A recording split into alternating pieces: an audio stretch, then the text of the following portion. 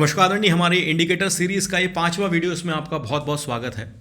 और ये indicator series जो हम यूट्यूब पर आपके साथ शेयर कर रहे हैं, इसका ऑब्जेक्टिव है कि स्विंग ट्रेडिंग करना है और ख़ासकर स्विंग ट्रेडिंग में बड़ी रैलीज़ कैप्चर करना है। तो उस रैलीज़ को कैप्चर करने के लिए किस प्रकार से पॉइंट ऑफ व्यू बनाया जाए, तो कौन कौन से सपोर्टिव इंडिकेटर हैं जिनका उपयोग बहुतायत में बहुधा लोग करते हैं, इनकी कुछ सेटिंग को ट्वीक करके और कुछ स्पेशल काइंड ऑफ तरीके से उस इंडिकेटर का प्रयोग में लेकर हम अपनी नॉइज़ को कम कर सकें, सक्सेस रेट थोड़ा सा बढ़ा सकें, इस दिशा में हम प्रयास कर रहे हैं। तो इस श्रृंखला में हम ऑलरेडी 4 वीडियो कर चुके हैं, जिसमें हम RSI की स्पेशल सेटिंग पर बात कर चुके हैं, MACD की स्पेशल सेटिंग के विषय में बात कर चुके हैं, वॉल्यूम पर हम पिन पॉइंट कैसे बायर और सेलर को डिफ्रेंशिएट कर सकते हैं, क्योंकि वॉल्यूम जब कैंडल या वॉल्यूम जब बार बनता है तो आपको यही समझ में आता है कि उस पर्टिकुलर डेज में नंबर ऑफ शेयर जो ट्रेड हो गए हैं वो वॉल्यूम आपको दिख रहा है। लेकिन उसमें भी हम पिन पॉइंट कैसे बायर और सेलर को डिफरेंशिएट करते हैं with the help of CCD, उसको हम डिस्कस कर चुके हैं।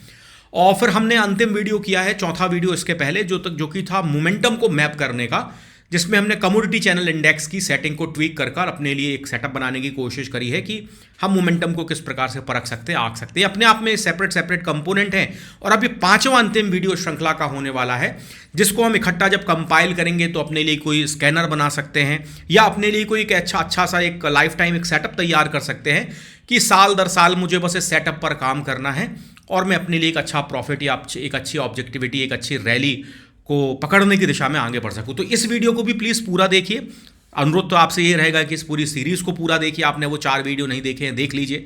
लेकिन इस वीडियो को इसलिए भी पूरा देखिए क्योंकि इस वीडियो में हम बहुत 3 इंपॉर्टेंट एस्पेक्ट पे बात करने वाले हैं। जब हम स्विंग ट्रेडिंग को मैप करने की बात करते हैं और स्विंग ट्रेडिंग में जब हम RS की हेल्प लेते हैं, रिलेटिव स्ट्रेंथ की हेल्प लेते हैं, जो कि आपको यहाँ पर दिख रहा होगा, तो RS जब वर्ड इस्तेमाल कर लेते हैं तो RS का सीधा सा मतलब होता है रिलेटिव स्ट्रेंथ। रिलेटिव किसकी रिलेटिविटी में, किसकी तुलना में, किसकी सापेक्षता में। तो एक तो देखो, एक तरीका तो ये होता है कि किसी स्टॉक में अगर हमको स्ट्रेंथ का आकलन करना है तो स्टैंड अलोन बेसिस पे उस स्टॉक में कितना मोमेंटम बन रहा है, उसको हम ऑलरेडी 2 इंडिकेटर RSI और MACD, इनसे हम आंकते हैं। तो ये तो हमको एक स्टैंड अलोन बेसिस पे RSI और MACD हमको हेल्प करता है कि स्टॉक में अपना क्या मोमेंटम है, वो हमको देखने को मिलता है। लेकिन इसके साथ साथ आज हम ये भी बात करने वाले हैं कि वो स्टॉक जहां पर कंसोलिडेट कर रहा है, वो कंसोलिडेशन के लिए बहुत सारी EMAs होते हैं, 9 EMA, 21 EMA, 50 EMA, 200 EMA। मैं जनरली इन 4 EMA का ही इस्तेमाल करता हूं, इसलिए इन चारों पर आपको इन EMA के इनसाइट्स बताऊंगा कि इन EMA पर कंसोलिडेशन अगर होता है तो आपको इन EMAs पर एक्चुअली देखना क्या है। क्योंकि आपने भी कई बार नोटिस किया होगा कि 9 EMA पे अच्छा कंसोलिडेशन हो रहा है, 9 EMA पे एक अच्छा सा स्क्वीजिंग कप जैसा कुछ बन रहा है, रिवर्सल हो रहा है, लेकिन वो फेल हो गया, वो स्क्वाट हो गया। तो पिन पॉइंट डिस्कशन करेंगे कि 9, 21, 50 और 200 EMA के की इनसाइट्स क्या क्या हो सकते हैं, और लास्ट में जो स्टॉक जिस सेक्टर से निकल कर आ रहा है उस सेक्टर का अपना स्ट्रेंथ कितना है। क्योंकि आपने किसी एक ऐसे स्टॉक को पकड़ लिया कि चलो बहुत अच्छा वहां पर VCP या कप एंड हैंडल बन रहा है और आपने ब्रेकआउट भी पकड़ लिया, लेकिन वो स्टॉक जिस सेक्टर को बिलोंग करता है, अगर उस सेक्टर से पैसा निकल रहा है, मनी शफल हो रहा है, तो हो सकता है कि स्टॉक 2-5% चल जाए, लेकिन फिर अगर सेक्टर से पैसा निकल रहा है तो यहां पर बॉटम पर पड़ा हुआ इन्वेस्टर सोचेगा यार अभी सेक्टर ही लूज कर रहा है, चलो मैं भी अपना छोटा प्रॉफिट लेकर निकलता हूं, और ये स्टॉक नीचे की तरफ गिरने लगेगा या वहां पर जाकर फिर से रुक जाएगा। तो हमें सेक्टर के मोमेंटम को भी समझना है। तो इसलिए इस वीडियो को आप प्लीज पूरा देखिए, जिसमें तमाम एस्पेक्ट हम आज के वीडियो पे एकदम फ्री मैनर में अपने पर्सनल सेटअप पे जिस प्रकार से मैं ऑब्जर्वेशन में इन तमाम बातों को लेता हूं, उसको एज इट इज आपके साथ जो है वो शेयर करने जा रहा हूं। तो हम सबसे पहले 1 बाय 1 हम बात स्टार्ट करें। तो देखिए, जब आपको स्विंग बेस्ड मोमेंटम मैपिंग अगर करना है और रिलेटिव स्ट्रेंथ के बेस पर करना, तो सबसे पहले EMA से चालू करते हैं। ये जो मैं आपको बात बता रहा हूं, इनके चाहो तो आप स्क्रीनशॉट लेकर रख लीजिए, इसको आप लैपटॉप की स्क्रीन पर वॉलपेपर बना लीजिए, मोबाइल पर वॉलपेपर बना लीजिए, या आपका जहां पर सेटिंग एरिया हो वहां पर इसकी इमेज निकालकर इसको पेस्ट कर दीजिए। ये जो मैं आपको ऑब्जर्वेशन बताने जा रहा हूं, ये मेरे कई सालों का ऑब्जर्वेशन है। एक तो कॉमन बात यह है उसमें कि आप जब EMA पर डिसाइड करते हो तो एकदम समझने योग्य बात है कि छोटे टाइम फ्रेम के लिए हम 9 EMA का यूज़ करते हैं, और जैसे जैसे हमारा व्यू बढ़ता जाता है, जैसे जैसे हम लॉन्ग टर्म की ऑब्जेक्टिविटी के विषय में अपने बारे कोई स्टॉक को ढूंढने या उसके मोमेंटम या उसकी स्ट्रेंथ को खोजने का प्रयास करते हैं, तो हम 200 EMA तक पहुंचते हैं। मतलब कंक्लूड अगर करें तो 9 EMA आपको बहुत अल्ट्रा शॉर्ट टर्म पे स्विंग करना है, BTST करना है या इवन स्कैल्पिंग भी करना है, तो आपको बहुत छोटे टाइम फ्रेम में वो वेलोसिटी का शिफ्ट बताता है कि अब इसमें तत्काल प्रभाव से कम टाइम फ्रेम का यहां पर मोमेंटम बन रहा है या मोमेंटम शिफ्ट हो रहा है, तो वो हमको 9 EMA बताता है। इसके अलावा 21 ईएमए अगर थोड़ा सा हम टाइम फ्रेम बड़ा करते हैं तो स्टॉक में जब कोई मोमेंटम बनता है तो वो एक वेव फॉर्म की तरह इस तरह से बनता है, एक साइनोग्राफ की तरह बनता है। तो जैसे समुद्र में एक लहर उठती है उस प्रकार से एक मोमेंटम ऊपर की तरफ जा रहा है और फिर मोमेंटम नीचे की तरफ आ रहा है। ये पूरा साइनोग्राफ अगर आपको ऐसा कैप्चर करना है तो थोड़ा सा लंबा टाइम फ्रेम हम 21 ईएमए का इस्तेमाल करते हैं, जहां पर आप 2-3 दिन से लेकर कुछ हफ्तों तक का कोई पॉइंट ऑफ व्यू 21 ईएमए के बेस पर आप डिसीजन मेकिंग करते हो।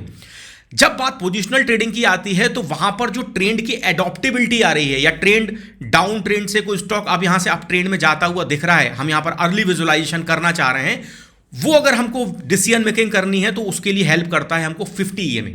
और 200 ईएमए जब हमको लॉन्ग टर्म का विचार करना है, 6 महीने, 1 साल, 2 साल तक अगर हमको कहीं पर रुकना है तो वीकली टाइम फ्रेम पर हम 200 ईएमएस का इस्तेमाल करते हैं। तो जनरली ये जो 3 ईएमएस का मैं यूज करता हूं, इसको मैं डेली टाइम फ्रेम पर यूज करता हूं, क्योंकि आप में से बहुत सारे लोगों के कमेंट आते हैं कि सर आप जो स्ट्रेटजी या जो सेटअप बता रहे हो उनको किस टाइम फ्रेम पर यूज करना है। तो मेरे लिए 9, 21, 50 ईएमए और इवन तो 200 ईएमए भी मैं डेली टाइम फ्रेम पर ही इस्तेमाल करता हूं, क्योंकि अगर आप वीकली टाइम फ्रेम पर लेकर जाओगे और 200 वीक का ईएमए देखोगे तो बहुत सारे स्टॉक तो वैसे ही फिल्टर होकर अलग हो जाएंगे, क्योंकि 200 हफ्ते का ईएमए बनाने के लिए फिर वो बहुत सारी कंपनियां जो पिछले 200 हफ्ते के भीतर मार्केट में जिन्होंने पदार्पण किया है वो यहां से निकल जाएंगी, वो आएंगी नहीं आपके सेटअप पर। तो सबके लिए सार डेली टाइम फ्रेम पर हम इन तमाम ईएमएस का इस्तेमाल करते हैं। अब इन ईएमएस का जो मैं आपको बोल रहा हूं ना कि एकदम पिन पॉइंट क्रूशियल पॉइंट कि आपको किस ईएमए पे क्या पैटर्न ऑब्जर्व करना है, तो उस इनसाइट्स की अगर मैं बात करूं तो 1 बाय 1 मैं जैसे आपके साथ शेयर करता हूं। तो लाइक वाइज कोई स्टॉक मुझे 9 ईएमए पर जाता हुआ दिख रहा है, ये 9 ईएमए की लाइन है। तो 9 ईएमए पर जो मुझे ऑब्जर्वेशन लेकर आना है, तो 9 ईएमए पे हमेशा मुझे स्क्वीजिंग, हमेशा एक एंगल मेकिंग ये देखनी है, इसका ब्रेकआउट पकड़ना है। कोई स्टॉक 9 ईएमए पर चल रहा है और बहुत अच्छा, अगर 9 ईएमए ऑलरेडी पहले से आप ट्रेंड में चल रहा है और स्टॉक 9 ईएमए पर आकर यहां पर सपोर्ट लेकर एक स्क्वीजिंग, एक कंसोलिडेशन करते हुए, एक बेबी कैंडल फॉर्मेशन करते हुए, इनसाइड कैंडल का फॉर्मेशन करते हुए अगर ऊपर तरफ जाने का ब्रेकआउट देता है, तो 9 ईएमए पर मैं क्या देख रहा हूं, मैं एंगल या स्लोप देख रहा हूं। दूसरा इनसाइट्स अगर मैं 20, अभी यहीं पर लोग गलती करते हैं, 9 ईएमए पे कोई भी कैंडल बनी, बड़ी सी कैंडल बनी, उसका ब्रेकआउट हुआ और बोले वो 9 ईएमए पर तो आया था, वो चला नहीं। वो क्यों नहीं चला? क्योंकि ये सब बातें एक्चुअली मार्केट में जो बायर और सेलर है उनकी साइकोलॉजी से इंटरलिंक्ड है, कि किस प्रकार से वीक हैंड को रिमूव करना, कैसे लिक्विडिटी को स्वीप करना। ये अपने आप में एक सेपरेट बहुत बड़े बड़े सेशन इस पर ऑलरेडी हो सकते हैं, हमने हमारी एलिट लर्निंग में ऑलरेडी किए हुए हैं। तो खैर अभी आपको केवल क्रक्स बताऊंगा। Now the second EMA is 21 EMA. जैसे मैंने बोला कि को वेव फॉर्मेशन, जो ट्रेंड की एडॉप्टेबिलिटी अगर मुझे देखना है तो वो ट्रेंड की एडॉप्टेबिलिटी मैं कब देखूंगा या मुझे कब हेल्प करेगी, आप खुद आंसर करने की कोशिश करना। कोई स्टॉक यहां पर 9 ईएमए पर ट्रेवल कर रहा था और 9 ईएमए पर ये स्क्वीजिंग जो थी ये फेल हो गई और फेल होने के बाद स्टॉक गिरता है, तो अब ये पूरे जो स्विंग लो को यहां पर जो लिक्विडिटी स्वीप किया जाता है ना, मतलब रिटेल ट्रेडर की भाषा में अगर हम कहें कि उनके स्टॉप लॉस को यहां पर गैदर कर लिया जाता है, स्टॉप लॉस उड़ा दिया जाता है, तो ये स्टॉप लॉस पूरा कैप्चर करने के बाद स्टॉक जो यहां से घूमता है, तो 9 ईएमए के रिजेक्शन से अगर स्टॉक नीचे 21 की ईएमए पर अगर सपोर्ट लेकर घूम रहा है, एकदम आपको बहुत की ऑब्जर्वेशन दे रहा हूं अपने कई सालों का, तो इसको प्लीज अच्छे से समझना, इसको चार्ट पर कहीं पर इसको सेव कर लेना और आप इस पे बैक टेस्ट कर कर देखना कि जो स्टॉक 9 ईएमए की स्क्वीजिंग से स्टॉक स्क्वाट किया, फेल हुआ, अच्छा स्टॉक था, फंडामेंटल अच्छे थे, न्यूज सपोर्टिव में थी, स्ट्रेंथ अच्छा बन रहा था, बायर सेलर एमएससीडी सब अच्छा था, लेकिन स्टॉक फिर भी नहीं चला, तो वो कहीं ना कहीं रिटेल ट्रेडर के स्टॉप लॉस को हंट करने के लिए, लिक्विडिटी स्वीप करने के लिए 21 ईएमए से तो नहीं घूमा है। तो 21 ईएमए पर फिर मुझे देखना क्या है? 21 ईएमए पे मुझे स्लोप नहीं देखना है, मुझे स्क्वीजिंग नहीं देखना है। 21 ईएमए पर मुझे देखना है स्टॉक 9 ईएमए में अपने एक ट्रेंड को फेल कर रहा था, प्राइस का रिजेक्शन लेकर आ रहा था और 21 ईएमए पर यहां पर आकर एक रिवर्सल दिख रहा है, नीचे कोई डोजी सी कैंडल दिख रही है, नीचे कोई एक हैमर जैसा कुछ दिख रहा है, ऐसा कुछ कैंडल का फॉर्मेशन के साथ मुझे प्राइस रिजेक्शन कहां पर ढूंढना है? 21 ईएमए पर ढूंढना है। तीसरे ईएमए की अगर मैं बात करूं, जो मेरा कई सालों का अनुभव रहा है, वो है 50 पीरियड का ईएमए, 50 डेज का ईएमए। तो 50 डेज के ईएमए को मैं कहां पर, किस प्रकार से मैं देखता हूं, या इस ईएमए, ये ईएमए मुझे कहां पर हेल्प करता है? कोई स्टॉक जो एक लॉन्ग टाइम का एक रेंज ब्रेकआउट दे रहा था, वो लॉन्ग टाइम के रेंज में चाहे तो वीसीपी बन रहा हो, चाहे वो कप एंड हैंडल जैसा फॉर्मेशन बन रहा हो, या लॉन्ग टाइम में कहीं पर ऐसा राउंडिंग फॉर्मेशन हो रहा हो, कुछ भी एक बुलिश कंटिन्यूएशन फॉर्मेशन अगर लॉन्ग टाइम में हो रहा है और स्टॉक इस ब्रेकआउट को नहीं दे पाया, फेल कर गया, और फेल करने के बाद वो स्टॉक गिरा गिरा गिरा गिरा गिरा गिरा गिरा, और अब ये जो लॉन्ग टाइम का कैंडलस्टिक पैटर्न का ब्रेकआउट फेल होकर 50 ईएमए से रिवर्सल ले रहा है। तो 50 ईएमए पर मुझे ये देखना, मतलब 50 ईएमए पर मुझे क्या देखना है, मुझे सारे फेल्ड ब्रेकआउट जो 50 ईएमए पर जिनका जमावड़ा हो गया है उनको देखना है, उनके फंडामेंटल, उनके न्यूज, उसकी स्ट्रेंथ को आकलन करना है, जो हमारे 3-4 पैरामीटर के इंडिकेटर जो हैं जो ऑलरेडी हमने इस सीरीज में डिस्कस किए हैं। तो आपको 50 ईएमएस पर ये देखना है। और लास्ट 200 ईएमए तो वंस इन अ वाइल कभी बनता है 200 ईएमए, तो हमको वो देखना है जो कई 2-4 महीनों 5-6 महीनों में, साल में 1 या 2 बार कहीं पर स्टॉक 200 ईएमए पर आता है और वहां से स्टॉक घूमता है। तो हमारा लास्ट लैग ऑफ स्टेशन कहा जाएगा। तो अब इसमें एकदम पिन पॉइंट, हम इसको एकदम लिटरल मीनिंग पे ना ले रहे कि 200 ईएमए पर ये स्टॉक आया और हमने वहीं पर खरीद लिया। 200 ईएमए पे आने के बाद स्टॉक को अगेन थोड़ा कंसोलिडेट करने दो या कोई रिवर्सल बनाने दो, तो 200 ईएमए के नीचे भी स्टॉक 2-5-10% जा सकता है, क्योंकि मार्केट में एकदम आइडियल, एकदम बुकिश, एकदम पिक्चर परफेक्ट कुछ नहीं होता है। तो ये तमाम बातों का ध्यान आपको ईएमएस पर रखना है। होप ये ईएमए का क्रूशियल इनसाइट्स आपको मदद करेगा। ये मेरे कई सालों का अनुभव रहा है इस ईएमएस को देखने का। इसको प्लीज चाहे तो आप इसके स्क्रीनशॉट लेके आप इसको अपने वॉलपेपर या कहीं पर नोट डाउन कर रख लीजिए। जब भी किसी स्टॉक को आप किसी ईएमए पर ढूंढ रहे हैं, प्लीज अच्छे से देखिए कि उस ईएमए पे आपको की सिग्नल के रूप में, की इनसाइट्स के रूप में क्या देखने को मिल रहा है। बाकी बातें मैंने यहां पर एडिशनल इनसाइट्स के लिए भी कुछ इंफॉर्मेशन रखी हैं, उसका मतलब आप अपने आप समझ जाओगे जब इन कीवर्ड्स को पढ़ोगे। जैसे early warning for trend acceleration, जब कहीं पर स्क्वीजिंग हो रही है तो यह आपको अर्ली सिग्नल दे रहा है कि यहां पर एक्सेलरेशन, जो वो 25-30% की रैली बनती है, उसकी शुरुआत यहीं पर होती है। मतलब हमारे एडिट लर्निंग के सदस्यों को तो मैं कई बार एक कोट बोलता हूं कि 9 ईएमए उसकी वो माशूका है, वो महबूबा है कि उस स्टॉक को कहीं पर लंबी यात्रा पर निकलना है तो उस माशूका को किस करने के लिए उसको 9 ईएमए पर बार बार पलट कर आना पड़ेगा।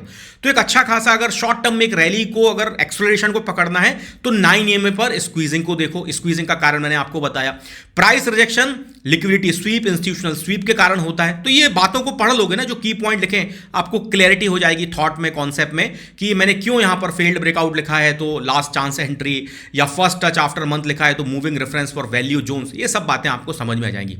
चलिए, अब हमने बात समझ ली कि स्टॉक के मोमेंटम को पकड़ने के साथ साथ इस ईएमए पे मुझे ये की ऑब्जर्वेशन लेकर आना है। तो अगर मुझे रियल मोमेंटम के थ्रस्ट को पकड़ना है और रियल मोमेंटम पर ट्रस्ट करना है, मतलब थ्रस्ट पर ट्रस्ट अगर करना है, तो कुछ इंपॉर्टेंट बातें, वो एकदम कॉमन बातें हैं। जैसे आप देख लो कि वो जहां पर ये तमाम आपको पैरामीटर फुलफिल करते हुए मिल रहे हैं, वो बिजनेस एक सस्टेन्ड बिजनेस होना चाहिए। ईयर ऑन ईयर बेसिस पे, क्वार्टर ऑन क्वार्टर बेसिस पे कंपनी का रेवेन्यू बढ़ना चाहिए, कंपनी का प्रॉफिट बढ़ना चाहिए। मैनेजमेंट कॉन कॉल में अच्छी अच्छी बातें कह रहा हो, और अच्छी बातों से इसका तात्पर्य यह भी है कि पुराने कॉन कॉल में जो बातें कही हैं उसको मैनेजमेंट ने अभी तात्कालिक जो उसके क्वार्टर या जो उसके रिजल्ट आए उसमें उसको फुलफिल कर दिखाया भी हो। तो ये कुछ बेसिक बातें जिससे आपको एक अच्छे फंडामेंटल की कंपनी का चयन होता है जिन बातों पर, उन बातों का आपको ध्यान रखना चाहिए। तो इन बातों को रिपीट करने की आवश्यकता है नहीं। हमारे यूट्यूब से अगर आप बहुत पुराने टाइम से जुड़े हुए हैं तो फंडामेंटल पर तो तमाम क्वालिटेटिव बातें हम आपके साथ कई बार कर चुके हैं। अब जब किसी स्टॉक का आपने आकलन कर लिया कि यार स्टॉक तो मुझे समझ में आता है कि इसमें मोमेंटम बन रहा है, बिजनेस भी अच्छा है, उसके बाद एक लास्ट, अगर आप अच्छे तरीके से अध्ययन इस बात को लेकर भी कर लें कि वो स्टॉक जिस सेक्टर को बिलोंग करता है उस सेक्टर में भी मोमेंटम है कि नहीं, जिसको हम बोलते हैं क्रॉस सेक्शनल मोमेंटम स्ट्रेटजी, उसको कैसे इंप्लीमेंट करें। मैंने पब्लिक टेलीग्राम पर भी बोला था कि सेक्टर रोटेशन या सेक्टर को समझो कि हम सेक्टर को कैसे देखें। तो मैंने आपको पहले कॉमन तरीका बताता हूं। तो मैं यहां पर आता हूं, अपने ट्रेडिंग व्यू सेटअप पर आता हूं। ट्रेडिंग व्यू सेटअप पर आपको लेकर चलता हूं। मैंने एक एग्जांपल के लिए यहां पर कोई एक स्टॉक लगा कर रखा है, ये मझगांव डॉक है। इसके पुराने डेटा पर हम एक्सरसाइज करेंगे, प्रैक्टिस करेंगे, तो प्लीज उसको कोई बाय सेल होल्ड के रिकमेंडेशन के रूप में स्वीकार नहीं करिए। हम केवल अभ्यास करने के दृष्टिकोण से यहां पर कर रहे हैं। सबसे पहले मैं ये आरएस वाले सेक्शन पर आऊंगा। सबसे पहले वो जो ईएमए पर मैंने आपको बातें बताई ना, उसको जरा प्रैक्टिकल में आपको यहां पर बताता हूं। तो मैं इंडिकेटर सेक्शन में गया। इंडिकेटर सेक्शन में जाने के बाद मैंने सिंपल सा सर्च कर लिया 4 ईएमए। मैं एक इंडिकेटर में ही 4 ईएमए लगा सकता हूं, 9, 21, 50, 200, खासकर तब जब मैं ट्रेडिंग व्यू का फ्री प्लान इस्तेमाल कर रहा हूं, मेरे पास का कोई पेड प्लान नहीं है। तो 4 ईएमए को मैंने यहां पर लगा लिया। देखो ये 4 ईएमए द ट्रेजरी करके कोई इन्होंने बनाया, अभी केवल 1800 लोग इसको इस्तेमाल में लेकर आ रहे हैं। इस 4 ईएमए की मैं सेटिंग पर जाता हूं। अब देखो ईएमए पे कोई सेटिंग में कोई सीक्रेट बात नहीं होती कि मैं उस सेटिंग को किस तरीके से ट्वीक करता हूं। तो ये सेटिंग तो जो है वो बिल्कुल एकदम एज इट इज ही होने वाली है। देखिए यहां पर मैंने इसके इनपुट में पहले से जो भी इनपुट डले थे उनको चेंज कर लिया, 9, 21, 50, 200 कर लिया। स्टाइल सेगमेंट में जाकर जो मुझे कलर और जिस प्रकार से उसकी थिकनेस रखनी थी वो मैंने रख लिया। अब इस सेटिंग पे इसमें मैं क्या ही ट्वीक करूंगा। तो 9, 21, 50, 200 मैंने लगा लिया। अब मैं आपको समझाने के दृष्टिकोण से देखो, जो मैंने आपको बातें बताई वो बता रहा हूं। तो सबसे पहले मैं क्या कर रहा हूं, 9 EMA पे जो मैंने आपको की इनसाइट्स बताए वो मैं बताने की कोशिश करता हूं। तो मेरे अभी यहां पर इंडिकेटर पे केवल एक इंडिकेटर प्लान है, दैट इज 9 EMA। मैंने आपको क्या बोला, 9 EMA पर मुझे क्या देखना है, मुझे स्क्वीजिंग देखनी है। तो आप देखो 9 EMA पे कहीं पर भी स्टॉक जब स्क्वीजिंग कर रहा है और उसके बाद स्टॉक का अगर ब्रेकआउट आता है तो वो रैली को मैं कैप्चर कर सकता हूं। कई बार ये रैली फेल होती है, लेकिन अब वो फेलियर की संभावनाओं को खारिज करना है या कम करना है, उसके लिए हम जो वॉल्यूम प्रोफाइल यूज कर रहे हैं, पिछले वीडियोस याद करिए, जो 4 वीडियोस हैं वहां उन चारों के कॉम्बिनेशन से हमें डिसाइड करेंगे कि इस स्क्वीजिंग से यहां से जो ब्रेकआउट आ रहा है ये सस्टेन करने वाला है अथवा नहीं है। लेकिन आज की EMA पर मैं क्या बोल रहा हूं, 9 EMA पे मुझे स्क्वीजिंग ही देखनी है। नाउ द सेकेंड EMA में यहां से ऑन कर लेता हूं, मैं सेटिंग पर जाता हूं। अब यहां पर मैं ये 9 EMA और 21 EMA रहने देता हूं, बाकी 2 EMA को हाइड कर देता हूं। अब मैंने आपको क्या बोला कि मुझे 21 EMA पर वो देखना है जहां से 9 EMA की स्क्वीजिंग जो है वो फेल हो गई और वो रीटेस्ट करके 21 EMA पर आया। जैसे आप यहां पर देखो, ये 9 EMA के आसपास कंसोलिडेशन चल रहा था और 9 EMA के कंसोलिडेशन पर देखो ये वाली एक छोटी सी कैंडल देखो जिसने एक विक बनाई, मतलब वो अटेम्प्ट फेल हो गया, 9 EMA पर फेल हो गया, लेकिन वो स्टॉक फिर थोड़ा सा गिरावट दिखाता है और 21 EMA का सहारा लेकर ऊपर की तरफ चल सकता है।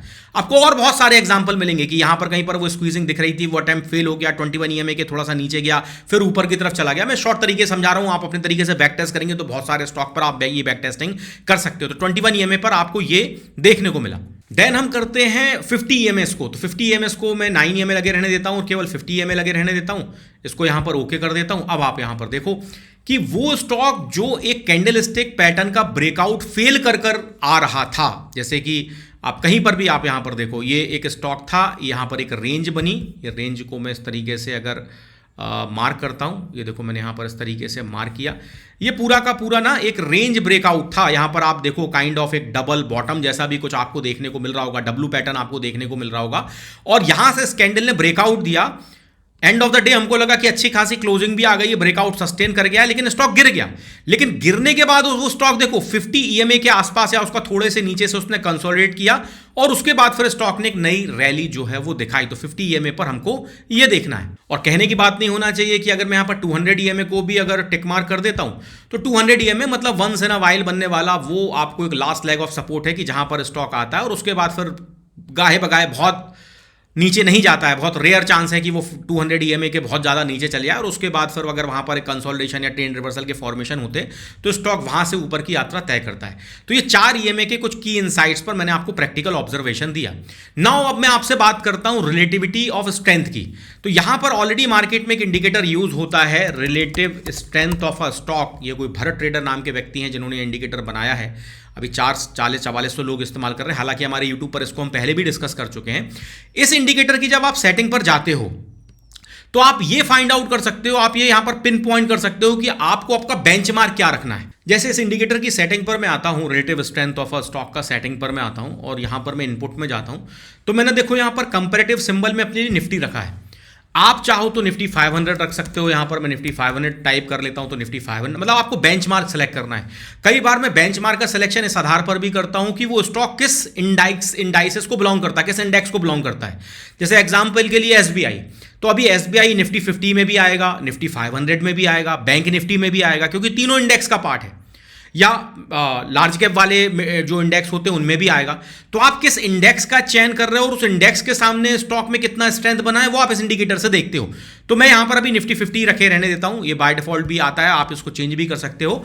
और इस पर भी अपने आप एक बहुत डेडिकेटेड सेशन, इस पर भी हम यूट्यूब पर आने वाले टाइम में और बहुत सारी इसकी चीज़ों की डिस्कशन करेंगे कि आप कैसे इन पीरियड्स का या कैसे किस टाइम फ्रेम पर कौन से इंडेक्स का चयन करना है। लेकिन अभी थोड़ा शॉर्ट में रखते हैं। तो रिलेटिव स्ट्रेंथ में जनरली मैं 55 डेज का इस्तेमाल करता हूं, क्योंकि इस पर भी हमने ऑलरेडी वीडियो किया है, इसका रीजन 55 क्यों है वो वहां पर डिस्कस किया हुआ है।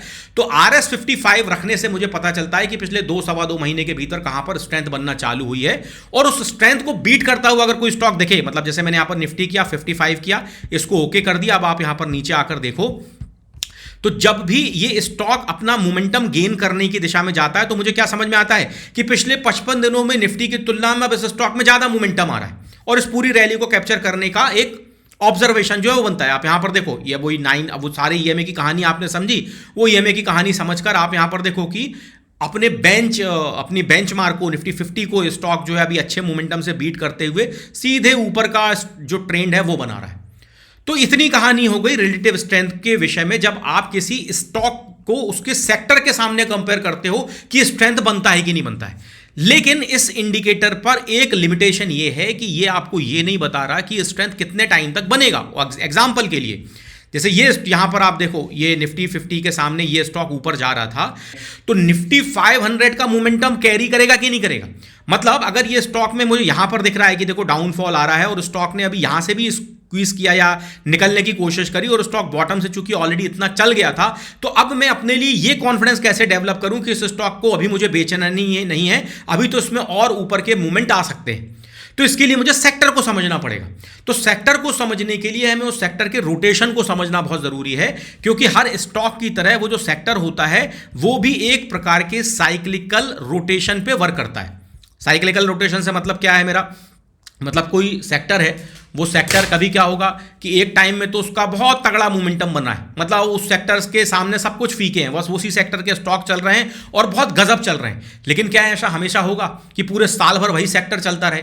तो कुछ समय के बाद वो सेक्टर जो करेगा ना वो लैग करने लगेगा। लैग इन द सेंस कि अब उसमें मोमेंटम गिरने लगेगा, उसमें प्रॉफिट बुकिंग आने लगेगी। लेकिन क्या हमेशा प्रॉफिट बुकिंग आती रहेगी? क्या वो सेक्टर खत्म हो जाएगा? क्या कंपनियां दिवालिया हो जाएंगी?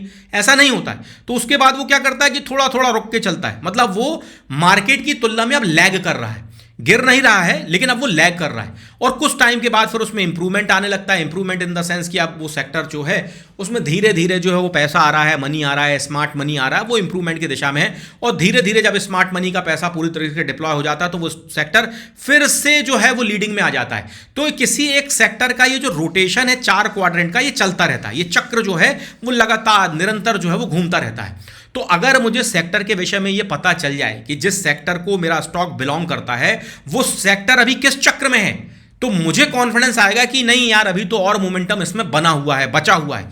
तो ये पूरी कवायद करने के लिए एम्स्टर्डम नीदरलैंड की एक कंपनी है, उन्होंने अपना एक प्रॉपराइटरी टूल बनाया। आपको कोई टूल परचेज करने की आवश्यकता नहीं है। अगला वीडियो करूंगा इस पर स्कैनर बनाकर आपको दूंगा, बशर्ते अगर आपका उचित मात्रा में लाइक और वो फीडबैक वाला जो है वो मुझे प्रतिसाद या इस वीडियो को आप अगर आप हाइप कर सके, जो कि यूट्यूब का नया फीचर है, वो अगर मिल जाएगा तो देखिए ये एक कंपनी है RRG करके, ये एम्स्टर्डम बेस्ड कंपनी है, नीदरलैंड की कंपनी है। इनके अपने प्रॉपराइटरी टूल हैं। इस प्रकार के टूल का इस्तेमाल वो करते हैं जो हैवी टर्मिनल्स, ब्लूमबर्ग टर्मिनल इनका इस्तेमाल करते हैं। जैसे अगर आप इनके पार्टनर को भी देखोगे तो देखो इस प्रकार के इतने इनके पार्टनर हैं। तो आपको ये टूल परचेस करना पड़ेगा। लेकिन मैं आपको उसका ग्लिम्स दिखाता हूं, फिर अगला सेटअप जब हम करेंगे तो ये पूरे को मैंने अपने सेटअप के लिए कैसे प्रिपेयर किया और एकदम फ्री में कैसे प्रिपेयर किया है, फिर हमारे भी उसमें कुछ प्रॉपराइटरी टूल है, उन सबका डिस्कशन हम अगले वीडियो में कर लेंगे। तो यहां पर आप आओ, तो मैं एक टूल आपको केवल दिखा रहा हूं। ये कोई वेबसाइट है wave.strike.money, इसमें फ्री आपको कुछ 6-7 दिन का पीरियड मिल जाता है। आप ईमेल आईडी चेंज करके बार बार उसको इस्तेमाल कर सकते हो। तो यहां पर ये लेफ्ट हैंड साइड पर आप जब यहां पर आप आओगे ये मिडिल में, तो यहां पर देखो आपको नीचे दिखाई देगा रिलेटिव रोटेशन ग्राफ। इसको जब आप टिक मार्क करते हो और यहां पर अपने लिए एक बेंचमार्क का सिलेक्शन कर लेते हो, लेट्स से मैं यहां पर निफ्टी 500 का मैंने बेंचमार्क का सिलेक्शन किया, डेट रेंज में 3 महीने की रहने देता हूं और काउंट में कर लेता हूं 14 पीरियड। यहां पर आकर मैंने कर लिया 14 पीरियड। नाउ अब आप समझना, अब मैं यहां से सबको यहां पर पहले तो अनटिक मार्क करता हूं। अभी सबसे पहले आप क्वाड्रेंट समझो जो मैंने आपको बताया। यहां पर ये लीडिंग वाले क्वाड्रेंट में वो सेक्टर आएंगे जो मार्केट में अभी लीड कर रहे हैं, और अगर वो लीडिंग करने वाले अगर जो भी जितने भी अगर मुझे सेक्टर का जो पैरामीटर है वो ये एक जो जीरो लाइन है ना, ये जो जिसको मैं बेस लाइन बोल रहा हूं, ये मेरे लिए एक बेस लाइन है। अब अगर कोई स्टॉक मुझे यहां से इस तरह से ट्रेवल करता हुआ दिखाई देगा तो मैं क्या बोलूंगा, अभी तो इसमें मोमेंटम बनना चालू हुआ है और इसमें कितना बड़ा हेडरूम बाकी है, मतलब ये मोमेंटम यहां तक कैरी कर सकता है। अगर वो यहां से स्लिप होगा तो उसका सेकंड क्वाड्रेंट क्या होगा, अब वो स्टॉक में एक वीकनेस आने लगेगी, उसमें प्रॉफिट बुकिंग आने लगेगी। तो अगर मुझे स्टॉक यहां कहीं पर देखने को मिलता तो बोलूंगा अभी वीकनेस की तो शुरुआत हुई है। तो इस प्रकार से अगर शॉर्ट सेलिंग करना है, पुट बाय करना है एफ&ओ वालों को, तो वो सब कॉन्सेप्ट भी यहीं से डिराइव हो जाएंगे। तो ये मुझे देखने को मिला। अगली बार जब मैं देखूं कि यार स्टॉक जो सेक्टर जो था वो वीक के बाद अभी यहां पर क्या लैगिंग कर रहा है, मतलब रुक रुक के थोड़ा चलता है, थोड़ी वोलेटिलिटी रहती है, तो बोलूंगा कि प्रोबेबिलिटी है कि यार स्टॉक में अब पोजिशनल ट्रेड या पोजिशनल विकल्प को तलाश करने का समय है, क्योंकि स्टॉक अभी एकदम बॉटम कहीं पर मिल रहा है और अब स्टॉक धीरे धीरे यहां से इंप्रूव करेगा, सेक्टर इंप्रूव करेगा और फिर से इस लीडिंग वाले सिनेरियो में आ जाएगा। तो होप आपको एक क्वाड्रेंट समझ में आया होगा कि कैसे कौन सा सेक्टर किस क्वाड्रेंट में आएगा, तो मेरा पर्सपेक्टिव, मेरा पॉइंट ऑफ व्यू किस प्रकार से होगा। अब मैं इसको जरा यहां से अलग करता हूं और मैं आपको कुछ दिखाता हूं। अब यहां पर आप देखो, आपको मार्केट में यहां पर अब वो तमाम सेक्टर यहां पर कलर वाइज भी दिख रहे हैं। आप जैसे ही आपने उदाहरण के लिए निफ्टी ऑटो लगाया, मैंने यहां पर एक एग्जांपल में ले रहा हूं निफ्टी ऑटो, और पिछले 14 दिनों मतलब पिछले 3 महीने के पीरियड में अपने बेंचमार्क निफ्टी 500 की तुलना में ऑटो सेक्टर देखो कहां से आया है। ये लैग कर रहा था, मतलब कि ये सेक्टर पिछड़ रहा था, इसमें एक वीकनेस के बाद थोड़ी थोड़ी बॉटम पे कहीं पर खरीदारी कुछ कुछ चल रहा होगा। आप एग्जांपल के लिए टाटा मोटर्स के चार्ट वगैरह उठाकर देखना ही किस प्रकार से उसमें एक शार्प फॉल आया, फिर नीचे के लेवल पे कंसोलिडेशन कुछ हुआ, धीरे धीरे वो सेक्टर इंप्रूव करने लगा और धीरे धीरे सेक्टर अब क्या करने लगा, लीड करने लगा। लेकिन लीडिंग में भी अभी मुझे सेक्टर कहां दिख रहा है, डाउन ट्रेंड में दिख रहा है। मतलब अब ऑटो सेक्टर और हमारे फिर अब इससे रिलेटेड जितने भी हमारे टेलीग्राम पोस्ट हैं, पब्लिक टेलीग्राम, जिससे अगर आप कनेक्ट नहीं है तो हो जाइए, उसकी लिंक फ्री है आपके लिए ज्वाइन करना, तो आपको पॉइंट समझ में आ रहा होगा कि कैसे मैं वहां पर जब सेक्टर की बात करता था तो उसी प्रारूप में वो सेक्टर में रोटेशन हो रहा है। तो ऑटो सेक्टर अभी लीड कर रहा है, अभी भी करंट टाइम फ्रेम पर जब मैं एग्जांपल डिस्कस करने के लिए यहां पर आपको प्लॉट कर कर दिखा रहा हूं, तो ऑटो सेक्टर अभी भी नो डाउट लीड कर रहा है। लेकिन अब इसमें शायद संभावना है कि आने वाले कुछ टाइम में ये थोड़ा सा वीकनेस की तरफ जाए, फिर लैग करेगा, फिर इंप्रूव करेगा, फिर लीड करने लगेगा। तो अगर अब मुझे कोई स्कैनर बनाना है, मुझे कोई अपना कुछ मैंने स्क्रीनर बना लिया, अब स्क्रीनर पे एग्जांपल के लिए मेरे पास कोई एक ऐसा स्टॉक आ रहा है जो ऑटो सेक्टर से है, तो मैं उसमें पोजिशनल ट्रेड करने जा रहा हूं या स्विंग करने जा रहा हूं। स्विंग में मैं 5% से संतुष्ट हो रहा हूं या 20% से संतुष्ट हो रहा हूं या मैं 60% पे संतुष्ट हो रहा हूं, ये मेरा पॉइंट ऑफ व्यू क्लियर हुआ। अभी मैं स्कैनर बनाया और स्कैनर बनाते हुए अगर मुझे वो स्टॉक यहां पर दिखा जहां पर सेक्टर अभी इंप्रूविंग से लीडिंग वाले ट्रांजिशन में है, तो मेरा पर्सपेक्टिव बड़ा हो जाएगा। होप मैं बड़ा की पॉइंट आपको बता रहा हूं, इसको बहुत अच्छे से आप समझ पा रहे होगे। तो इंप्रूविंग, लीडिंग, वीकनेस, लैगिंग। अब हम देखते हैं यहां पर और कौन से स्टॉक हैं जो अभी मुझे यहां पर इंप्रूविंग में दिख रहे हैं, लेकिन अभी उनमें मोमेंटम, उतना तगड़ा मोमेंटम नहीं बना है। तो एग्जांपल के लिए जैसे मैं बात करूं निफ्टी इंडिया कंजम्पशन, हमारे फ्री टेलीग्राम पर भी मैंने एक पोस्ट किया है जिस पर मैंने बोला कि दिसंबर सीरीज में इंजीनियरिंग और मैन्युफैक्चरिंग सेक्टर पे मैं बुलिश हूं। अब उसका एक रीजन ये भी है मैं क्यों बुलिश हूं। अगर आप इस सेक्टर को देखो, अब ये सेक्टर लैग करते हुए अभी इंप्रूविंग के क्वाड्रेंट में आया है, और हो सकता है कि दिसंबर में जो हमने रीजन भी शेयर किए हैं टेलीग्राम पर, तो हो सकता है अब ये सेक्टर लीडिंग वाले फ्रंट पर आ जाए। तो अब मुझे अपने स्कैनर में जो स्टॉक आ रहे हैं उन स्टॉक में ये देखना है कि कौन से वो स्टॉक मेरे particular VCP, cup and handle वाला स्कैनर, किसी भी स्कैनर पर आ रहे हैं, वो इस सेक्टर को बिलोंग कर रहा हूं, क्योंकि इसमें अभी बहुत बड़ा हेडरूम आने को है और ये सेक्टर अभी मार्केट में लीड भी नहीं करना है। तो भाई आपका निवेश करना या ट्रेड करना सफल तो तभी है ना जब मार्केट में उस सेक्टर या स्टॉक में मोमेंटम नहीं बना है और मोमेंटम आने के पहले आप सेक्टर या स्टॉक को पकड़ सको। तो इस प्रकार से आप ये रोटेशन का हेल्प ले सकते हो। लेकिन मैं फ्रैंकली ऑनेस्टली ये सेटअप का हेल्प नहीं लेता हूं, उसके लिए मैंने अपना खुद का सेटअप बनाया हुआ है। उसका डिस्कशन हम अगले वीडियो में कर लेंगे अगर आपका सही मात्रा में मुझे कमेंट या फीडबैक मिलेगा। तो इस प्रकार से आप एक एक सेक्टर को यहां से लगाकर देखते जाओ। जैसे अभी हम देखते चलो वो कौन सा सेक्टर जो वीकनिंग में है, मतलब उसमें अभी वीकनेस आ चुकी है। तो एग्जांपल के लिए मैं यहां पर देखता हूं, अभी देखो ऑयल एंड गैस बहुत गजब चल रहे थे, अभी लीडिंग से देखो वीकनिंग वाले सेगमेंट में आ गए। अच्छा, कई बार इसमें चूंकि मैंने बोला कि कुछ चीज पिक्चर परफेक्ट नहीं होती, तो कई बार ऐसा भी होता है कि वीक आते आते सेक्टर फिर से ऊपर की तरफ घूम गया। तो अगर यहां से स्टॉक वीक होते होते एकाएक से फिर से इंप्रूव होने लगा, तो मैं बोलूंगा भैया यहां पर अभी जो मिल रहा है जल्दी जल्दी निकलो, क्योंकि क्या पता ये वीक से अभी इंप्रूव गया है फिर वीकनेस ना होने लगे। तो कहां सस्टेनेबिलिटी ढूंढनी है, कहां मुझे अनस्टेबिलिटी दिख रही है और कहां पर मुझे उस अनस्टेबिलिटी में भी क्विक प्रॉफिट गेन कर बस लेकर निकल जाना है मामले को, फिर क्या पता वो उसका प्राइस या उसका मोमेंटम कब कितने दिनों बाद बने। तो होप आपको ये तमाम बातें बहुत अच्छे से समझ में आएंगी। इन पर मैंने बहुत डिटेल सेशन ऑलरेडी हमारे एलिट लर्निंग में किया हुआ है। तो that's all about the today's video. ये आज का वीडियो इस इंडिकेटर सीरीज की समाप्ति का वीडियो है। लेकिन इस वीडियो के उपरांत अगर आपके अच्छे मुझे कमेंट मिले, आपके अच्छे फीडबैक मिले, आपने इसको अपने नियर एंड डियर वंस के साथ शेयर किया, वो सब डेटा एनालिटिक्स पर दिख जाता है, तो फिर मैं अगला वीडियो लेकर आऊंगा जहां पर मैं अपने पर्सनल सेटअप की बात करूंगा, अपना पर्सनल सेटअप फॉर लाइफ की बात करूंगा, जहां पर इन तमाम पेड टूल का मैं इस्तेमाल नहीं करता हूं। कुछ फ्री में मैंने अपना एक स्कैनर बनाया हुआ है, उसका इस्तेमाल करूंगा, वो आपको डिलीवर करूंगा, और उसके साथ अपने कुछ प्रॉपराइटरी टूल जो मैं एलिट लर्निंग के सदस्यों के साथ साझा करता हूं, उसके भी कुछ ग्लिम्सेस आपको दिखाऊंगा। फिर आप पर छोड़ूंगा कि आप आगे जाकर किस मोड पर किस तरीके से चुनाव जो है वो करना चाहते हैं। तो मौजूदा वीडियो में जो तमाम बातें कही उसको केवल एजुकेशन, एग्जाम्पल के दृष्टिकोण से और शैक्षणिक प्रयोजन से स्वीकार करिए। अगले वीडियो को बनाने के पहले आपके फीडबैक का इंतजार रहेगा। लाइक शेयर प्लीज जल्दी से इसमें ज्यादा से ज्यादा संख्या में करिए। हमारे फ्री टेलीग्राम से चाहे तो कनेक्ट कर सकते हैं। रखिए अपना और अपने पोर्टफोलियो का ख्याल। बहुत बहुत धन्यवाद।